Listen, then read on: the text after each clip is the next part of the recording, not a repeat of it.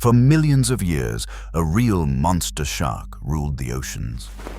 Then, suddenly, its fossilized teeth vanish from the record. Scientists say that nothing that size could survive the deep. The energy just isn't there. So why do so many still believe something colossal could linger far below, unseen? The answer might lie not in what we've found, but in what we keep missing. Teeth by the thousands once littered ancient seafloors, their serrated edges catching the light in shallow, warm waters. At places like Sharktooth Hill in California, layers of fossilized teeth still crowd the earth, evidence of a time when giant predatory sharks dominated these seas. Paleontologists have mapped these fossil beds with precision, tracing the vertical layers of sediment that record each chapter of ocean history. In the Miocene and Pliocene epochs, Megalodon teeth are everywhere, embedded in cliffs, scattered through quarry walls, even collected in complete sets from a single animal. But above a certain point in the rock, the record stops cold. No Megalodon tooth has ever been found in sediments younger than about 2.6 million years. This is not a matter of missing fossils in one region or a gap in the record. Across continents, from the cliffs of Maryland to the coasts of Australia, every verified Megalodon tooth comes from older strata. In the layers above, other sharks persist. Great whites, six-gills, sand tigers, all leaving their teeth behind. But the signature megatooth, with its massive root and thick enamel, vanishes entirely. Fossil scientists return to these sites year after year, sifting through new exposures, searching for any sign of a later survivor. Each find tells the same story, a hard cut-off, a species that thrived until the Pliocene, then disappeared from the Earth and the record alike. The rocks themselves draw the boundary. After this line, there are no more monster teeth. A 50-ton predator is more than a legend. It is a biological equation. The sheer mass of a Megalodon-sized shark translates into a relentless daily demand for energy. Every living thing, from a mouse to a whale, runs on the same metabolic logic. Bigger bodies burn more calories, and the cost rises fast. For a shark weighing as much as a long-haul truck, the numbers become staggering. To stay alive, such a giant would need to consume several tons of protein-rich prey each week. In the ancient shallows, this was possible. Seas teemed with small whales, seals, and giant fish, all packed into warm, productive waters. But in the modern deep, the equation collapses. The deeper you go, the less food there is. Biomass thins out, and large, fast prey are almost non-existent. Deep-sea sharks that do survive, like the Greenland shark, move slowly, conserve every bit of energy, and scavenge when they can. They top out at around 21 feet, a fraction of Megalodon's bulk, because that is all the ecosystem can support. The predator-prey ratio in the abyss is unforgiving. A single whale fall can feed an entire community for years, but not a roaming giant that needs a feast every day. The laws of energy do not bend for monsters. In the deep, size is a liability, not an advantage. This metabolic reality explains why, wherever scientists look in the modern ocean, the giants are gone, and only the slow, the small, or the specialized remain. Greenland sharks drift through the cold, black water, their bodies moving as if time itself has slowed. The largest confirmed specimen stretched 21 feet and weighed over a ton, yet these giants are nearly invisible, gliding beneath Arctic ice at depths beyond 7,000 feet. Their flesh is toxic, their metabolism is glacial. Some individuals may live for 4 centuries or more, aging in silence while continents change above. Unlike the monsters of fiction, Greenland sharks are scavengers, feeding on whatever the deep delivers, from fish to the occasional fallen seal or whale. Their slow pace is not a weakness, but a necessity. In a world where food is rare, every movement has a cost. Pacific sleeper sharks share this twilight existence, prowling the North Pacific abyssal plains. They reach lengths of 14 feet or more, yet remain hidden from science, rarely seen, seldom caught, and almost never filmed alive. Like their Greenland cousins, they scavenge and conserve energy, their bodies built for endurance, not speed. The megamouth shark was discovered in 1976, and it is even more elusive. Fewer than 100 have ever been documented. These filter feeders rise and fall through the water column, their enormous jaws scooping up plankton in the dark.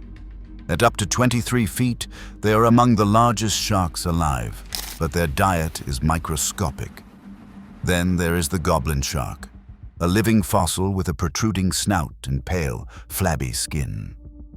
Rarely exceeding 13 feet, it lurks at depths near 4,500 feet, snapping up small fish with a jaw that shoots forward like a mousetrap. Each of these species is a survivor, adapted to a world where speed and size offer no advantage, and where the rarest giants are slow, secretive, and often unseen for decades at a time. Giant isopods haunt the deep Atlantic and Pacific, their armored bodies crawling over the seafloor at depths around 2,500 meters. Some stretch over 16 inches long, 10 times larger than their shallow water relatives. This phenomenon, known as Abyssal gigantism, captures the imagination. It describes creatures that grow to monstrous sizes the deeper you go. But the reality behind their bulk is a lesson in survival, not predation. In the cold, pitch-black abyss, food is scarce and energy is precious. Giant isopods are scavengers, thriving on the remains of dead fish, squid, and the occasional whale that drifts down from above. Their slow metabolism allows them to survive for weeks and even months between meals. Every movement is calculated, every calorie conserved. This strategy stands in stark contrast to the apex predators of myth. Abyssal giants like isopods do not chase down prey. They wait, sometimes for months, for the ocean to deliver a meal. Their size is not a weapon. It is an adaptation to a world where competition is low and patience is rewarded. Invertebrate giants like these dominate the deep because they can survive on little and endure the long stretches between feasts. The rules that allow a scavenger to grow large in the abyss do not apply to predators that need to hunt and eat constantly. When stories of monster sharks rise from the depths, they often borrow the truth of abyssal gigantism but miss its meaning. The ocean's real giants are slow, patient, and thrive on scarcity, not on the hunt. Understanding this difference closes the loophole that links deep-sea size with monstrous, unseen predators. Instead, it reveals a world where being big is less about domination and more about endurance in the cold, dark quiet. A bloated, shapeless mass washes up on the shore. Within hours, local headlines scream about a sea monster, and social media runs wild with blurry photos and wild guesses. But beneath the spectacle, biology is quietly at work. When a whale carcass drifts for days, its flippers and jawbones often fall away, leaving a lump of flesh that looks nothing like any known animal. In 1977, a famous case in South Africa saw crowds gather around what many swore was a monster from the deep. Scientists, less impressed, pointed out the telltale signs of a decomposing whale. The story didn't end there. Each year, similar reports pop up, each one a lesson in how easily the strange becomes sensational. The same pattern plays out with rare deep-sea footage. In 2013, a video of a goblin shark with its jaw extended sparked online panic about a prehistoric beast. Even live deep-sea streams, like the one that drew 1.6 million daily viewers, become echo chambers where a shadow or tentacle can launch 1,000 monster theories.